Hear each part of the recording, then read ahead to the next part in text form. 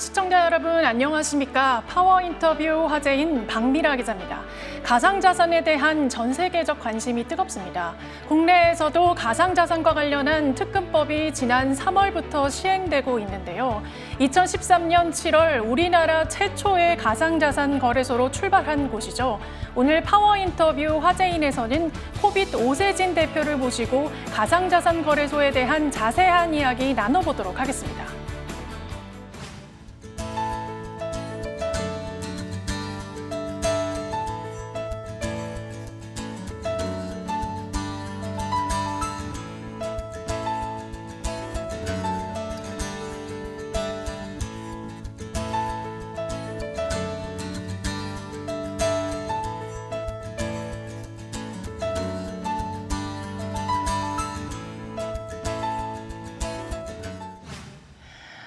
대표님 바쁘신 가운데도 출연해 주셔서 고맙습니다. 시청자들을 위해서 코빗에 대해서 간단히 소개 부탁드릴게요. 네, 코빗은 아시다시피 2013년도에 한국의 최초 가상자산 거래소로 설립이 됐는데요. 그때 당시는 비트코인이 마치 블록체인처럼 여겨지던 시대였습니다. 그래서 창업자이신 유영석 대표가 처음 한국의 비트코인을 소개시킨다는 목적하에 설립이 되었고요. 단순히 그때 당시에는 거래소가 아니라 송금, 결제와 같은 사업 모델들을 실험해 보고자 하셨었고요. 그 이후에 아시다시피 2017년도에 가상자산이 막 붐을 일으키면서 회사가 크게 성장했습니다. 그 이후에는 가상자산 사업자로서 현재 라이센스를 취득하려고 준비를 하고 있는 상황입니다. 최근 가상자산 시장이 그야말로 출렁이고 있습니다. 비트코인이나 이더리움 등 주요 가상자산이 급등락을 반복을 하면서 한두 달 전까지만 해도 8천만 원 선까지 올라갔다가 지금은 반토막이 난 상태인데요. 100% 예단할 수는 없는 시장이긴 하지만 대표님 아직 상승의 기회가 있다고 보시는지? 이런 질문 받을 때마다 상당히 곤란하긴 한데요. 어떤 산업의 전망과 가격의 장기적인 상관관계는 분명히 있다고 생각합니다. 하지만 그 기간을 이제 일주일, 한 달, 세 달 이렇게 나누다 보면 사실 장기적인 산업 전망이 영향을 주긴 하지만 수급이나 제도의 변화 등이 외부적으로 영향을 줄 수밖에 없다고 생각하는데요. 대표적으로 2021년도의 상반기가 그런 모습을 보였다고 생각하고요. 다만 시장 참여자들의 인식이 개선되고 제도가 완비가 되면 지금같이 일렁였던 시장은 조금 안정화가 될 것이라고 보고요. 장기적인 산업 전망이랑 비슷하게 가격이 흘러갈 것이라고 보고 있습니다. 그런 측면에서는 장기적으로 블록체인 기술에 대한 전망이 긍정적인 만큼 가격 전망 또한 저도 긍정적으로 예상하고 있습니다. 올해 3월 특정 금융정보법 일명 특근법이 먼저 시행이 되고 있습니다. 먼저 특근법이 어떤 의미가 있고 또 이 특근법과 관련해 코빗은 어떤 준비를 또 하셨는지도 궁금합니다. 사실 이미 시작됐죠. 3월 25일에 발효가 된 특근법인데요. 골자는 가상자산을 활용해서 자금 세탁을 일어나지 못하게 하겠다는 내용이 골자입니다. 그렇기 때문에 저희 역시도 거기에 맞춰서 저희 시스템을 구비하고 있는데요. 가장 우선적으로는 저희가 기존 제도권 금융이 구비해 놨던 자금 세탁 방지 시스템을 저희에 이식시키고 있는 것이 첫 번째라고 볼 수 있습니다. 그 다음으로는 사실 기존 제도권 금융이 커버할 수 없는 가상자산 영역에서의 자금 세탁 방지가 필요하거든요. 그런 영역에서는 기술 기업들과 협력해서 지갑 추적이라던가 나쁜 지갑들을 추적한다거나 발견하는 그런 류의 연구를 하고 있고요. 그 이외에도 특근법상에서 가상자산 사업자에게 요구하고 있는 정보 보안, 그리고 은행과의 실명 확인 입출금 계좌 서비스 준비해 나가고 현재 잘 유지하고 있습니다. 네, 현재 코빗에서 거래가 가능한 가상자산 개수가 다른 업체에 비해서 되게 적은 편인데요. 보수적인 상장 정책을 제가 펼친다고 알고 있습니다. 이런 기조를 유지하는 이유가 따로 있을까요? 네, 실제로 현재 실명 확인 입출금 계좌 서비스를 제공하는 4개 업체 중에서 저희를 제외한 3개 업체들이 한 150개 이상의 가상자산을 상장해 놓고 있긴 한데요. 저희 같은 경우는 굉장히 보수적인 상장 정책을 업계 처음부터 표준으로 만들고자 굉장히 노력을 해왔습니다. 아직까지 그 기조가 변하지 않았기 때문에 현재 한 40여 가지 가상자산만 상장되어 있고요. 다만 최근에 특근법을 준비하면서 저희도 저희 내부에 가지고 있는 상장 정책들을 좀 손볼 수 있는 기회가 있었는데요. 그런 기회들을 통해서 저희가 해외 사례들, 특히 저희 지주사가 가지고 있는 해외 법인, 지주사가 투자한 미국과 유럽의 가상자산 관련 법인들을 통해서 해당 국가나 지역에서 이루어지고 있는 영업 규제나 상장 관련된 가이드라인들을 많이 참고를 했고요. 그런 것들을 종합해서 저희가 보수적인 자체 가이드라인을 만들다 보니까 여전히 상장 속도에 있어서는 그렇게 빠르지 못한 편이긴 합니다. 다만 추후에 업권법이라던가 아니면 상장 관련된 가이드라인이 조금 나온다고 하면, 그리고 그 부분에 있어서 저희가 가지고 있는 보수적인 그 가이드라인에 비해서 일부 완화된 측면이 있다고 하면 그것들을 활용해서 적극적으로 가상자산을 발굴하고 고객분들에게 다양한 선택지를 드릴 수 있도록 노력해 볼 예정입니다.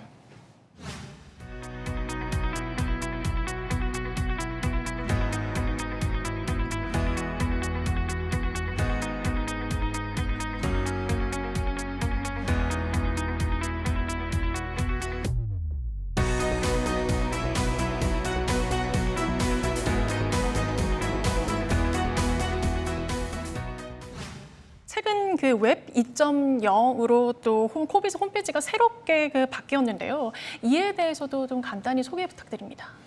네, 저희 웹 2.0이라고 하는 거는 기존의 거래소 모델이랑 조금 다릅니다. 기존의 거래소에서 이제 고객들이 어떤 코인이 오를까, 어떤 코인을 잘 샀나, 잘 팔았나에 집중했다면 이제는 고객분들의 수준이 상당히 올라갔습니다.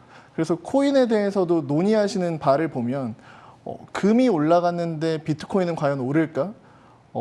주가가 오르면 비트코인은 과연 채권보다 좋은 자산인가? 이런 논의들이 많이 이루어지고 있거든요.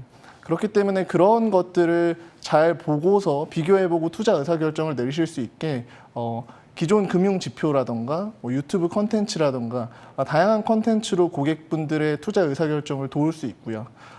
그 외적인 걸로는 단순히 가상자산을 구매하는 것이 아니라 그 구매한 가상자산을 활용할 수 있는 NFT라던가 스테이킹, 그리고 메타버스를 활용한 놀이의 공간까지 고객에게 전방위적인 가상자산 관련 서비스를 제공한다고 볼 수 있습니다.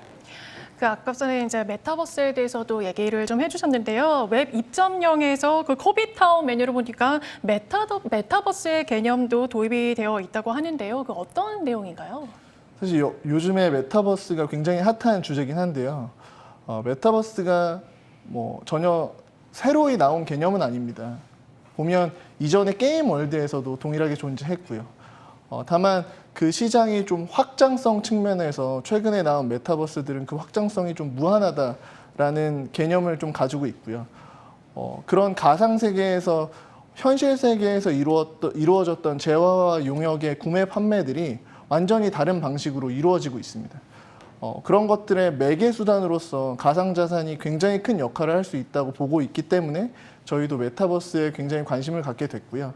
지금은 아주 걸음마 단계로서 시장 참여자들이 대화하고 코인을 주고받고 기부 혹은 NFT 관련된 작품들을 전시하는 수준에 머물지만 앞으로 블록체인 기술과 메타버스 간의 시너지 효과가 굉장히 클 것으로 기대하고 있습니다.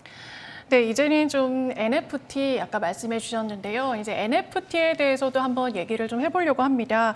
코빗이 대체 불가능한 토큰, 또 NFT라고 부르는데요. 이 NFT에 관련해서도 그 다양한 시도를 하고 있는 것 같습니다. 얼마 전 국내에서도 첫 비트코인 또 이더리움 거래 장면권을 NFT로 만들어서 경매에 붙이기도 했고, 또 이와 함께 또 국내 가상자산 거래소도 또 최초로 NFT 또 플랫폼도 또 론칭을 하셨다고 하는데 이 아직까지 좀 생소해요, NFT에 대해서. 네.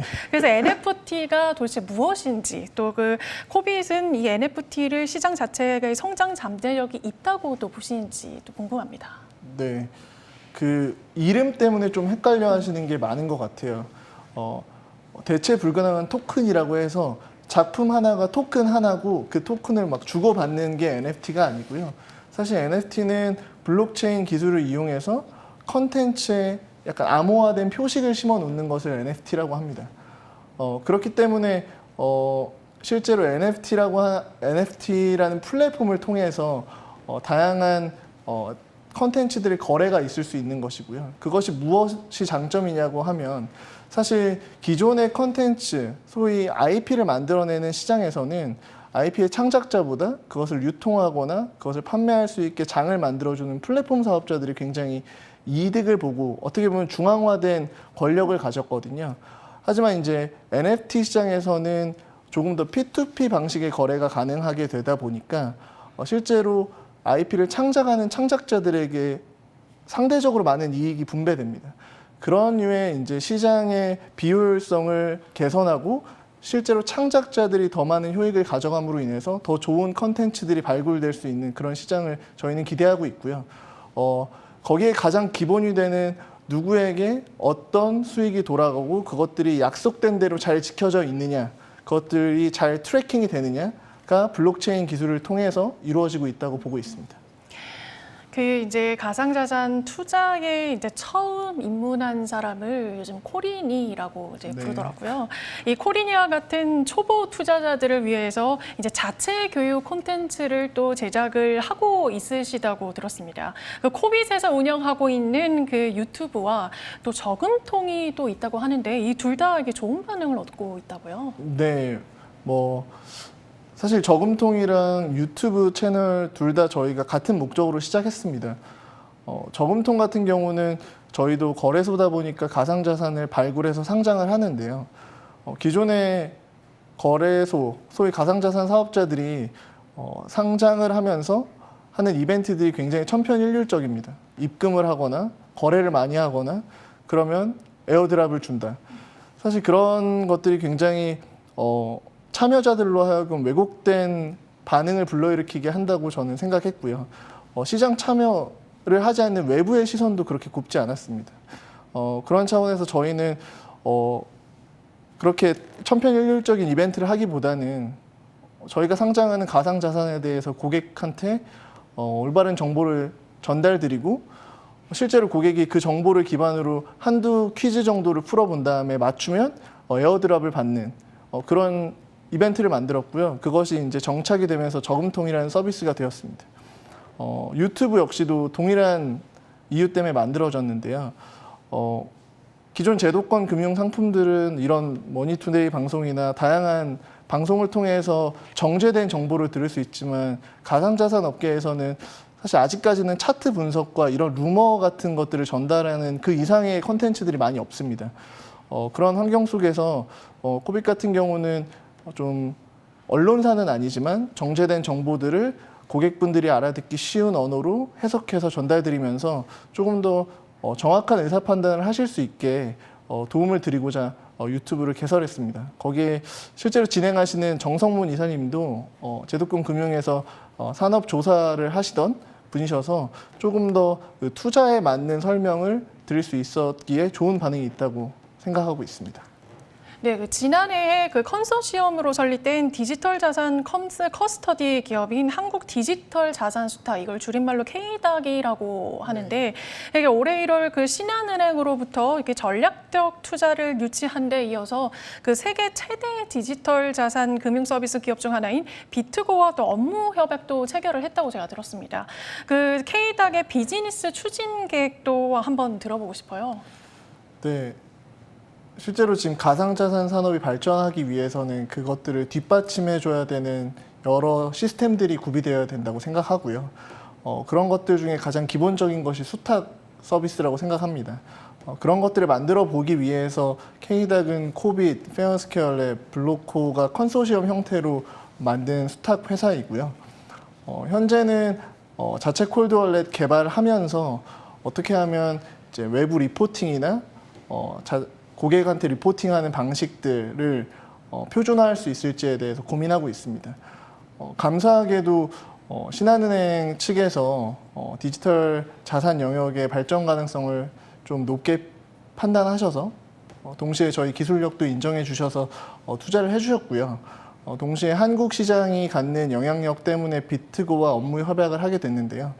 그런 주변 회사, 관계사와 시너지를 좀 일으켜가지고 제도권 금융에서 원하는 요건 사항들도 만족시키고 향후 특근법이 원하는 여러 요건들을 만족시켜서 가상자산 업계, 더 나아가서는 디지털 자산 업계에서 안전한 수탁으로 그 위에 산업이 더 발전할 수 있는 기간 산업이 되고자 하는 게 목표입니다. 네.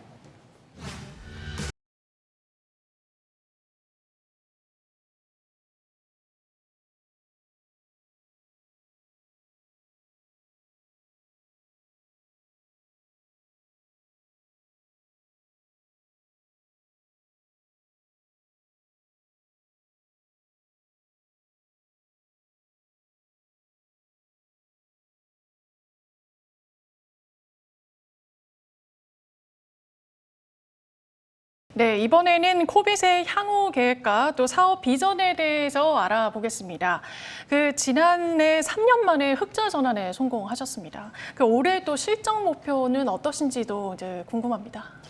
네, 저희 같은 경우는 이제 거래 중개업을 통해서 매출을 일으키는데요.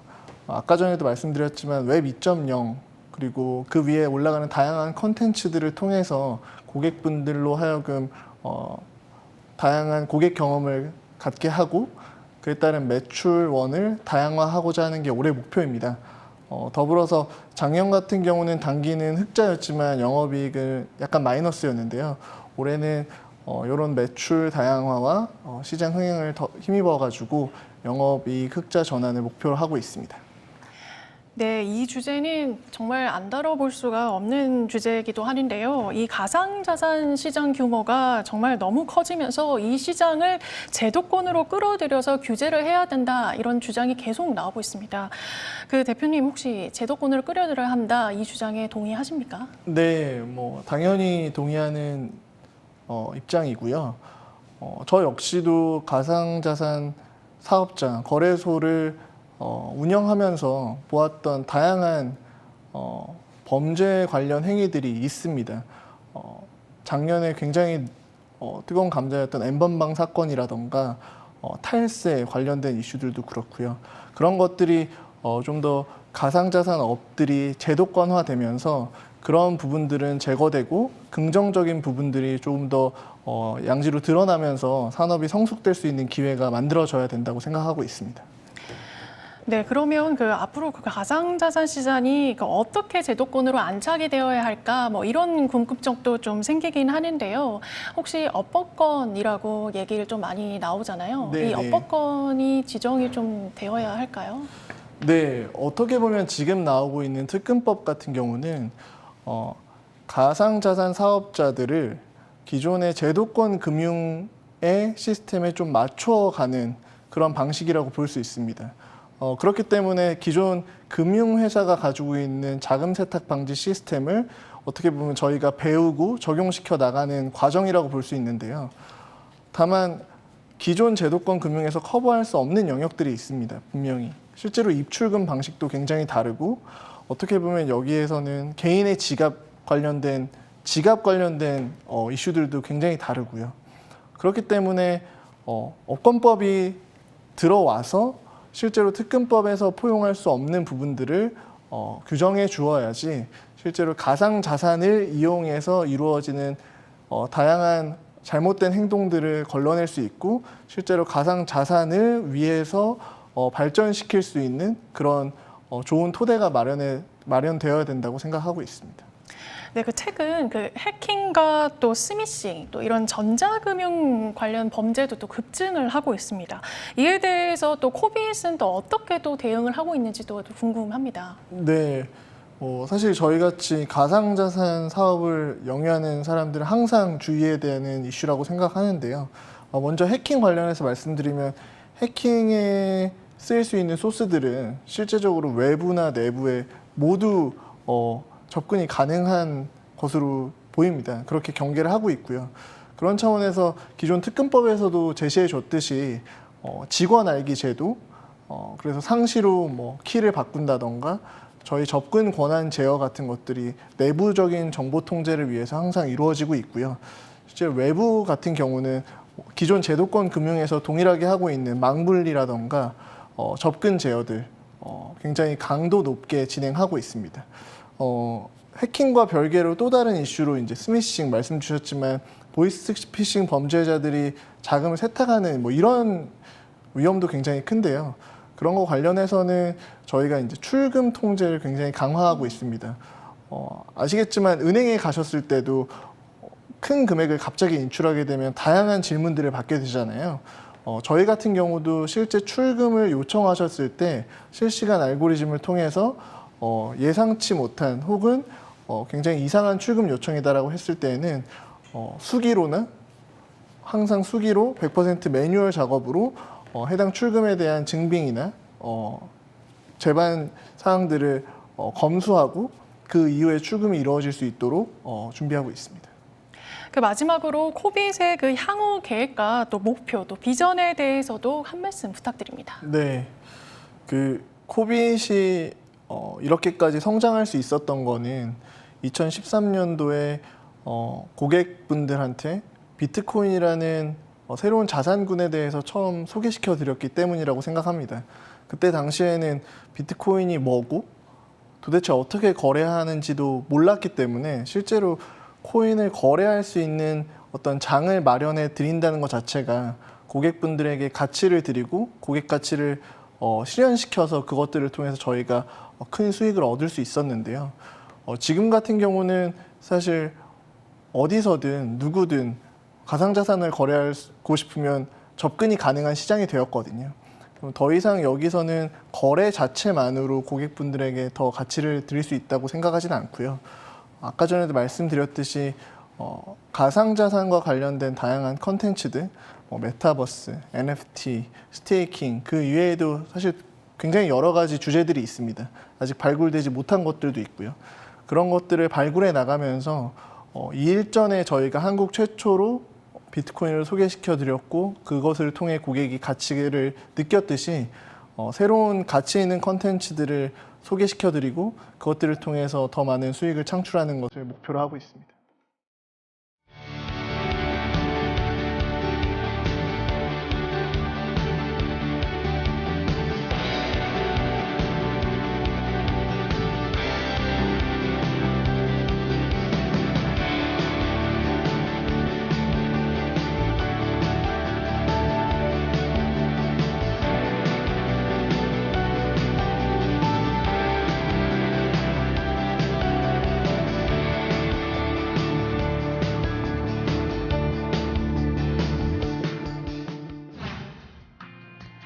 여전히 가상자산에 대한 관심이 뜨거운 가운데 국내 최초 가상자산 거래소 코빗에 대해 알아봤습니다. 무분별한 가상자산 상장을 지향하고 또 여러 가지 새로운 시도들을 통해 건전한 가상자산 투자 문화의 조성에 앞장서고 있다는 생각이 들었는데요. 제2의 도약을 위해 노력하고 있는 코빗의 성장과 발전을 기대하겠습니다. 오늘 함께해 주신 오세진 대표님 고맙습니다. 수고하셨습니다. 감사합니다.